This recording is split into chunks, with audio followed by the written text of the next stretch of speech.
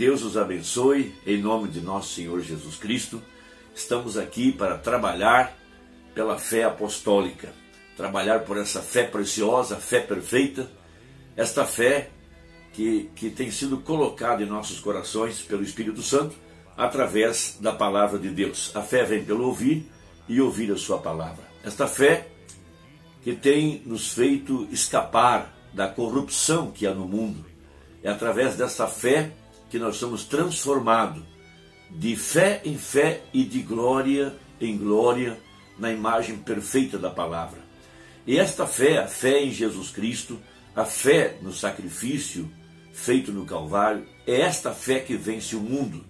E temos a promessa feita pelo Senhor Jesus Cristo no livro de Apocalipse, que aquele que é limpo será mais limpo e aquele que é sujo será mais sujo. Então, Jesus disse: vós já estáis limpos pela palavra que vos tenho pregado. Então esta fé preciosa, esta fé apostólica, que seria restaurada pela mensagem do anjo de Malaquias capítulo 4, trazendo a igreja de volta à fé original. Nós temos a promessa dada pelo Senhor Jesus Cristo, que a igreja do tempo do fim, essa igreja que estaria viva para a hora do arrebatamento, essa igreja receberia o mesmo salário dos primeiros trabalhadores. Nós sabemos que a igreja começou em Atos dos Apóstolos e a igreja primitiva, ela recebeu o poderoso Espírito Santo em Atos capítulo 2. Ali estava a instauração da primeira igreja, a igreja primitiva, revestida do poder do Espírito Santo, que até a sombra de um homem curava. Veja, o apóstolo São Pedro e os demais apóstolos como João e Tiago, e logo em seguida o apóstolo São Paulo, homens poderosos nos quais Jesus Cristo estava habitando. Por isso, Jesus Cristo, quando encontrou Saulo no caminho para Damasco, veja, Saulo encontrou aquela luz, a mesma luz que Moisés viu no passado, e aquela luz o derrubou do cavalo. Ele então, caído, ele disse: quem és tu, Senhor? Veja, aquela luz disse: eu sou Jesus, a quem tu me persegues. Então Jesus Cristo agora, em forma de Espírito Santo, o corpo físico de Jesus subiu para a glória, está no altar do sacrifício, ensanguentado, na 7ª dimensão, mas ele mandou para baixo o seu Espírito, que é uma parte dele mesmo, o Espírito Santo, para ungir a igreja, porque agora a igreja seria a continuidade do ministério de nosso Senhor Jesus Cristo, e ela é chamada de o corpo de Cristo. E Jesus disse: quem crer em mim, como diz as Escrituras, fará as mesmas obras que eu fiz e maiores do que essas, porque eu vou para o Pai.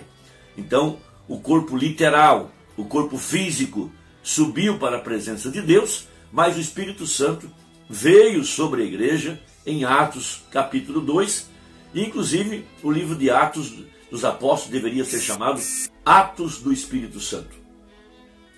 Pois bem, nós temos então a promessa da plenitude do Espírito Santo para essa hora em que nós estamos vivendo. A plenitude da promessa para trazer a ressurreição dos mortos e para tirar a igreja da terra no arrebatamento. Isso é chamado pelo apóstolo São Paulo em Romanos capítulo 8 de a adoção dos nossos corpos.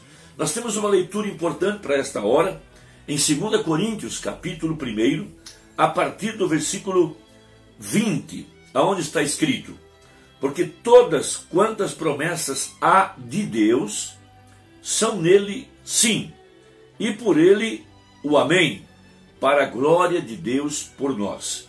Mas o que nos confirma convosco em Cristo e o que nos ungiu é Deus, o qual também nos selou e deu o penhor do Espírito em nossos corações. Então, o Espírito Santo é quem unge a igreja. Ela está ungida com um óleo precioso. Esse óleo é o Espírito Santo. É ele que fala através dos seus servos, é ele que fala através dos profetas, dos apóstolos, dos pastores e assim por diante. E ele vai então confirmando aquela palavra, quando é a palavra de Deus sendo pregada por lábios humanos. Homens ungidos com o Espírito Santo, homens inspirados para elevar a fé do povo a um nível mais alto.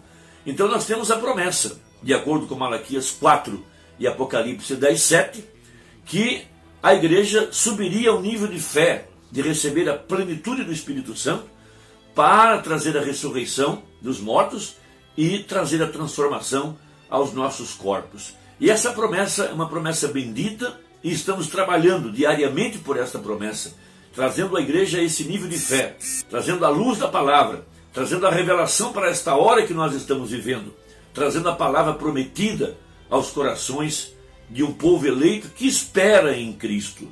Então, em Romanos, capítulo 8, nós temos a bendita promessa no versículo 22 de Romanos, capítulo 8, que diz assim: porque sabemos que toda a criação geme e está juntamente com dores de parto até agora.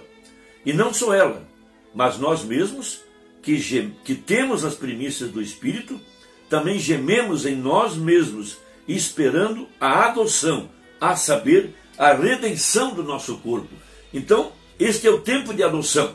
Nós tivemos justificação pela fé com Lutero, logo crescemos até a santificação com John Wesley, logo veio a era pentecostal, quando os discípulos começaram a orar no início do século XX e começaram a pedir os dons pentecostais.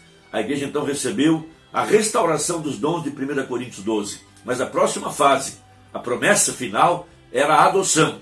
Uma igreja sendo trazida à sua posição no corpo de Cristo, para ter a sua fé restaurada, para trazer a transformação de nossos corpos abatidos. Então, a palavra seria pregada pelo anjo de Malaquias 4. Esta palavra seria colocada no coração da igreja e logo em seguida, então, viria o Espírito Santo para fazer essa palavra viver de acordo com a profecia. Nós temos um exemplo disso na vida de Abraão. Abraão creu em Deus e ele foi justificado pela fé. E por 25 anos, esta palavra de promessa esteve em seu coração. Logo, com 100 anos, apareceu-lhe o anjo do Senhor em carne humana. Na presença do grande El Shaddai, o grande Elohim, apareceu em carne humana. E ali estava o anjo da promessa, o anjo do pacto, para confirmar aquela palavra e trazer a transformação prometida para que ele pudesse ter o filho da promessa.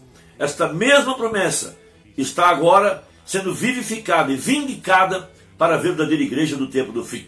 Nós temos uma palavra do profeta na mensagem Apocalipse, capítulo 5, primeira parte, a serpente ferida, parágrafos 107, 108 e 109, sobre este tema.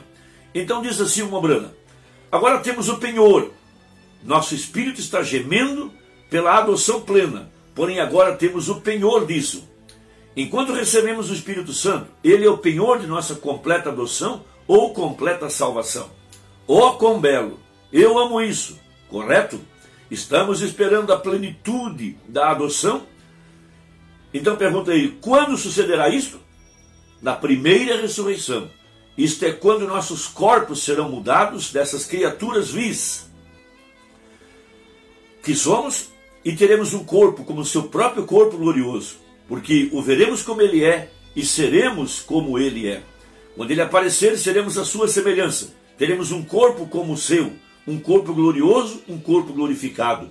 E todas as provas e lutas da vida se desvanecerão numa pequena neblina e desaparecerão para nunca serem. E esses tabernáculos terrenos, nos quais agora gememos, estamos esperando por este penhor pela salvação plena, em sua plenitude por vir. Porém agora, nesses tabernáculos de barro, temos algo que nos diz que temos levantado a tal ponto. Amém?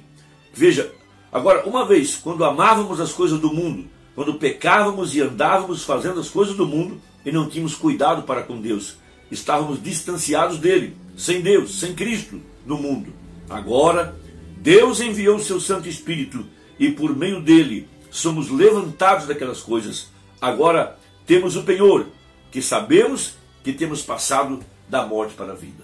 Irmão, que Deus possa te abençoar e possa completar em seu coração o que o Espírito está nos dizendo nesta hora.